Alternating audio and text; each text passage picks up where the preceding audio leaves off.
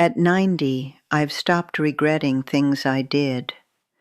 The 5 regrets that still keep me awake are the things I didn't do and didn't even know I was choosing not to do.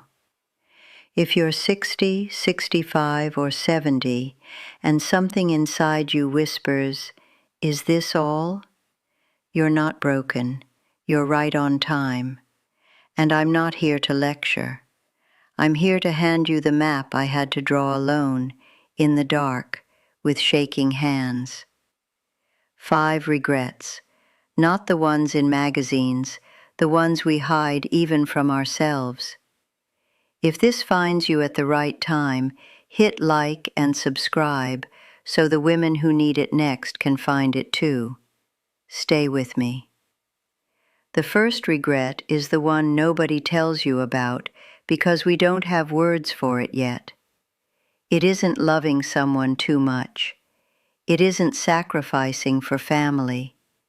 It's the slow, polite trade we made where we put his dreams on the throne and ours on the shelf and called it love.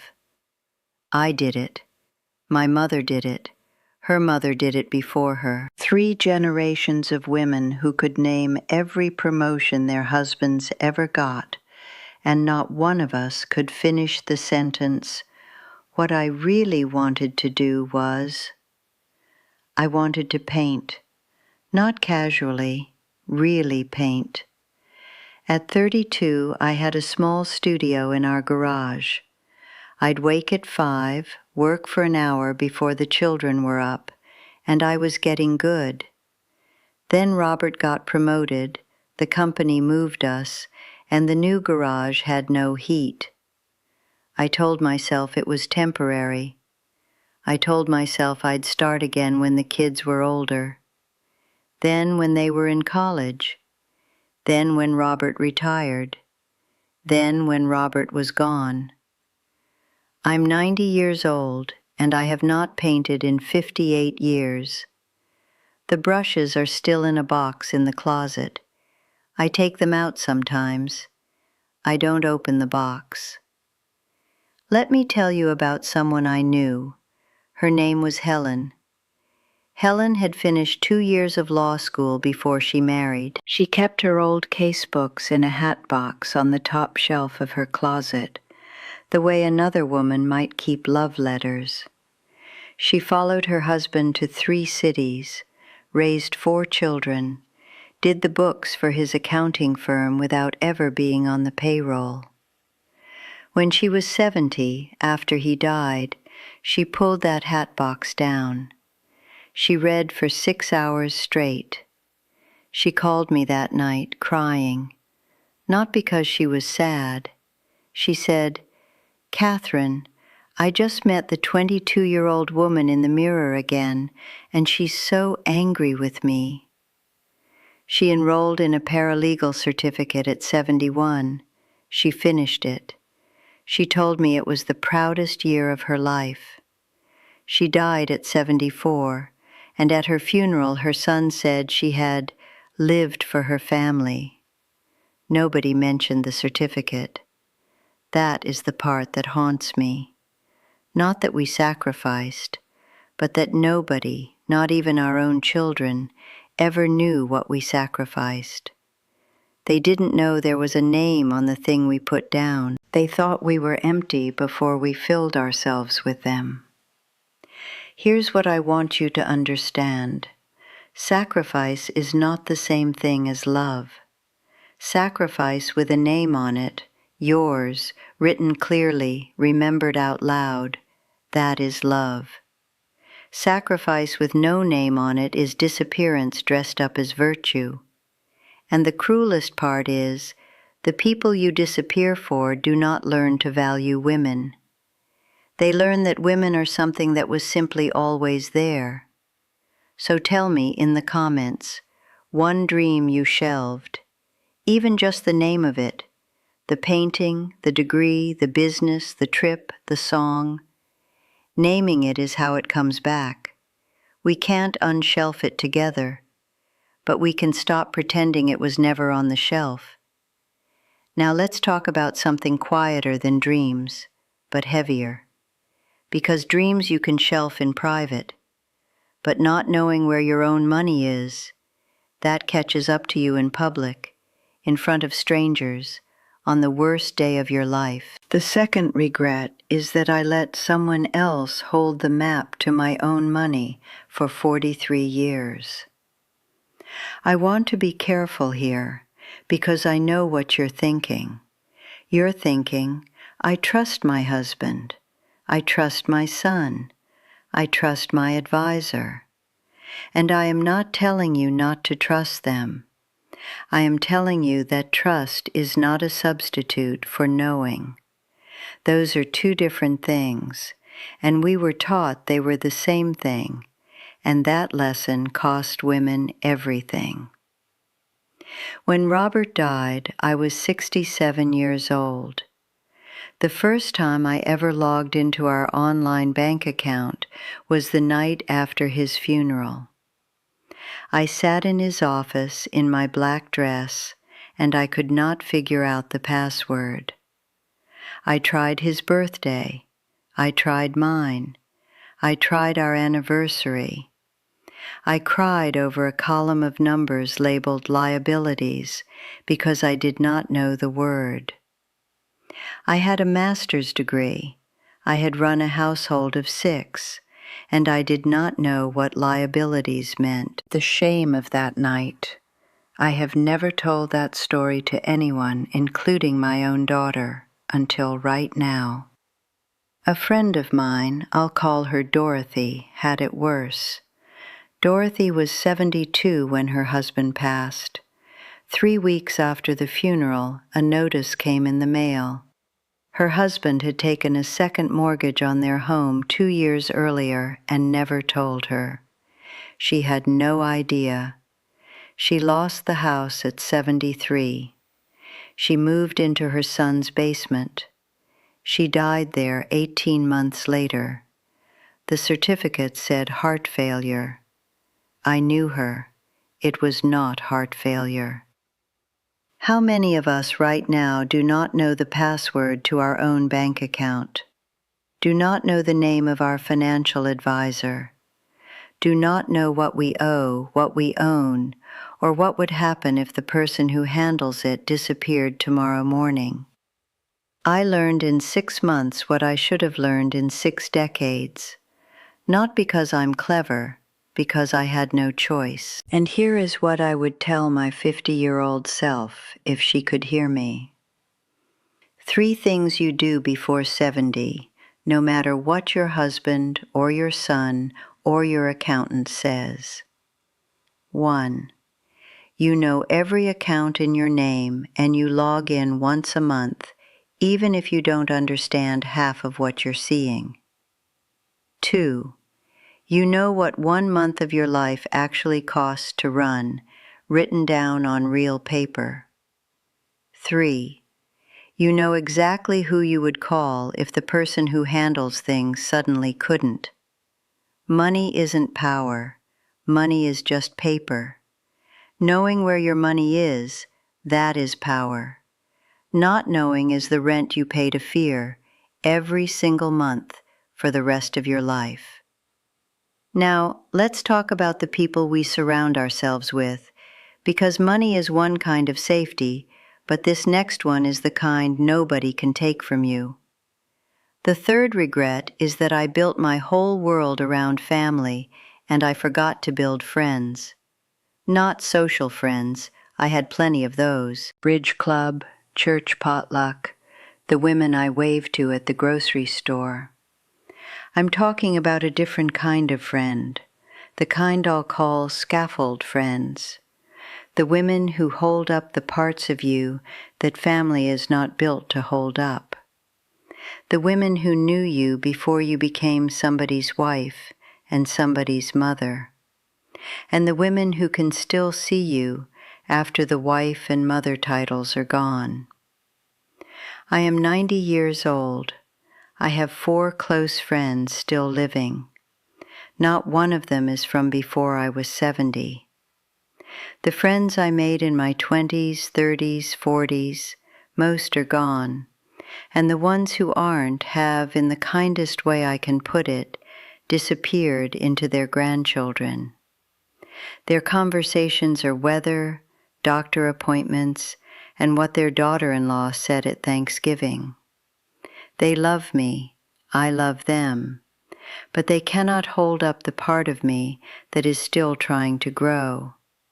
Their hands are full. Let me tell you about someone I met at a public library reading group when I was 74. Her name was Eleanor. Eleanor had been widowed 12 years. She lived alone in a small apartment near the river. She had taken up kayaking at 70. By the time I met her, she had paddled in 11 states. She did not have grandchildren. She did not want to talk about hers, and she did not ask about mine.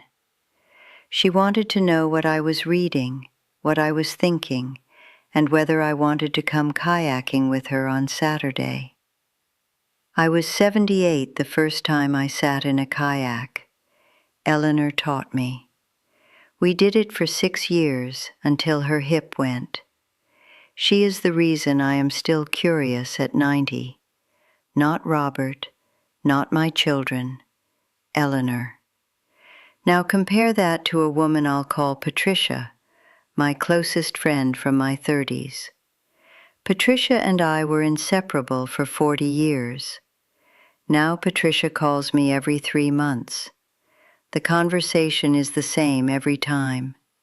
Her grandson made the soccer team. Her granddaughter is dating someone she's not sure about. The new baby is teething. I love hearing it for the first 10 minutes. By minute 30, I have not been asked one question about myself.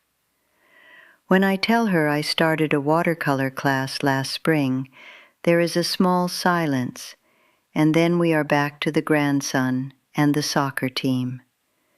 Patricia did not stop loving me. Patricia ran out of room. Here is the question I want you to sit with.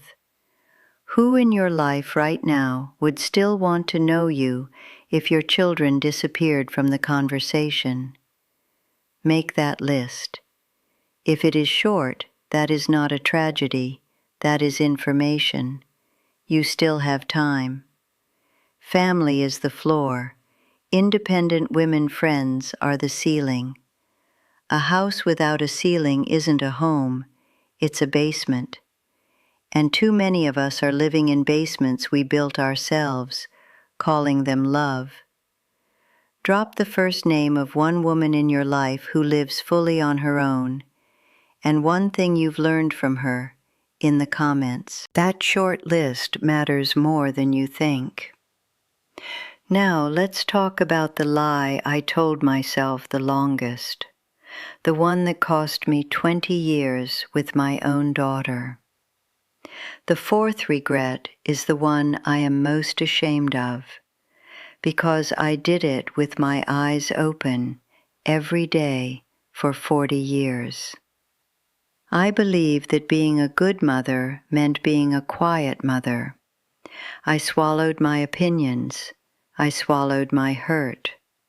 I swallowed my joy sometimes because joy felt selfish. And I called all of that swallowing love. It was not love. It was self-erasure dressed up as kindness. And it taught my children to expect a woman who never quite arrived in the room. A woman I knew, Virginia, spent 50 years biting her tongue at family dinners. Every Thanksgiving, every Christmas, every birthday. Her husband would say something about politics. Her son-in-law would interrupt her. Her daughter would correct her in front of guests. And Virginia would smile and pass the rolls and say nothing. She thought she was keeping the peace. She was teaching everyone at that table that her voice did not count. By the time her grandchildren were teenagers, none of them knew what Virginia thought about anything. They loved her. They could not have written one paragraph about her actual opinions. She was a piece of furniture they were fond of. I was Virginia. I was Virginia for 40 years, until my daughter Sarah said something to me when she was 60 and I was 81. We were in a coffee shop. She was holding a cup with a chipped rim. I remember the chip more than I remember her face. She put the cup down and she said, "Mom, I don't know one thing you actually want." Not in anger, in something worse, in the voice of a child who has finally given up trying to find the mother under the smile. That sentence has not stopped ringing in me for 9 years. It will ring on the day I die.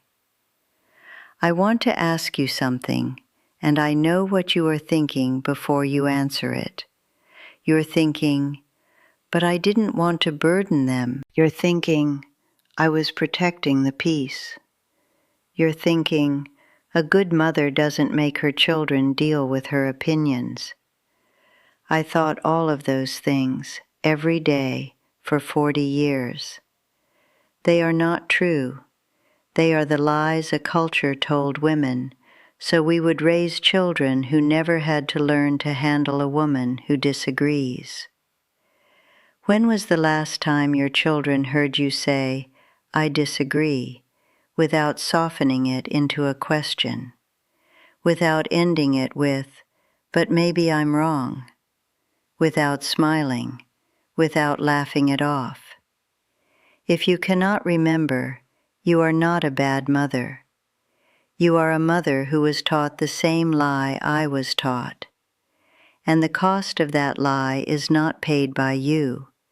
It is paid by your daughters, who are now learning to swallow the same way, and your sons, who are now marrying women they expect to swallow. Silent mothers do not raise peaceful children.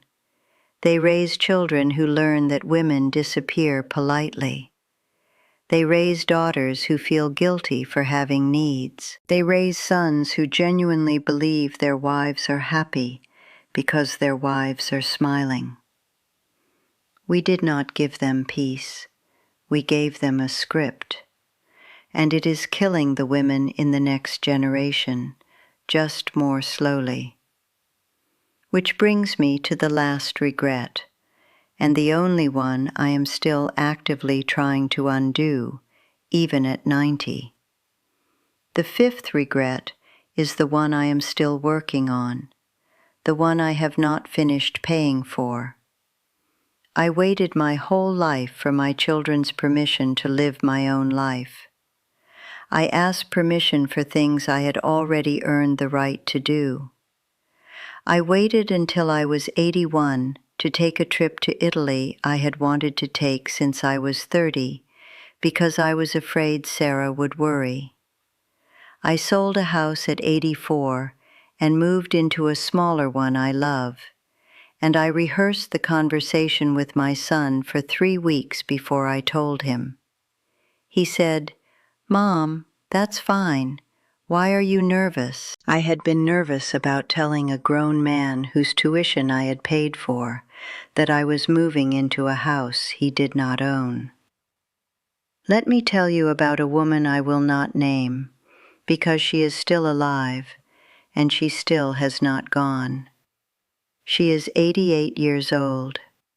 She has wanted for 14 years to sell her house and move closer to a sister in Oregon. Her son does not want her to, not because he has reasons, because he is used to her being where she is. Every year she almost calls the realtor. Every year she puts the phone down. She is going to die in that house, and her last clear thought is going to be about a sister in Oregon she did not get to live near. I love her. I cannot save her. None of us can save the woman who is still asking permission. Here is what I want to say to you, And this is the part of the video I want you to hear most carefully. Because everything I've told you so far, you've heard before in some shape. This part I have not heard anyone say out loud, and I have spent 90 years listening. Do not try to fix these regrets by sitting your children down and telling them the truth. I tried. It does not work. Your children cannot hear you yet because they are still inside the same story you were inside. They are 45, and they are tired, and they are raising their own children, and they cannot hold what you are holding. That is not their fault. It is just where they are. Instead, do 3 things. 1. Write it down. Start a notebook called Letters to a Younger Woman. Do not address it to your daughter. Address it to a stranger. Write the regret. Write what you wish you'd known. Write it badly. Write it without fixing the grammar. 2. Record it. 5 minutes a week, on your phone, on a cheap recorder, into the air. 1 regret, 1 lesson. Save it on a flash drive in a drawer. 3. Mentor outside the family. Find one young woman who is not your daughter, not your granddaughter, not your son's wife.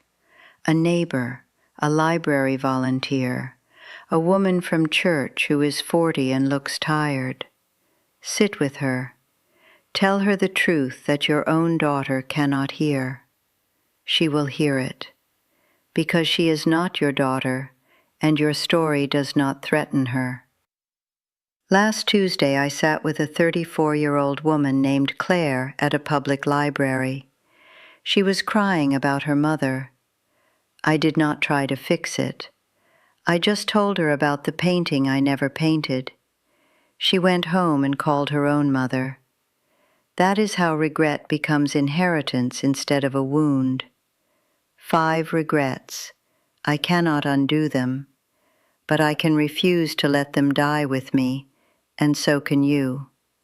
If even one of these reached you tonight, hit like, subscribe, and stay close.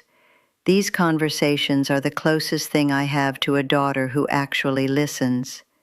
Comment 1 regret you do not want to repeat, and 1 young woman in your life you might pass it to. That comment is your first letter. Write it tonight.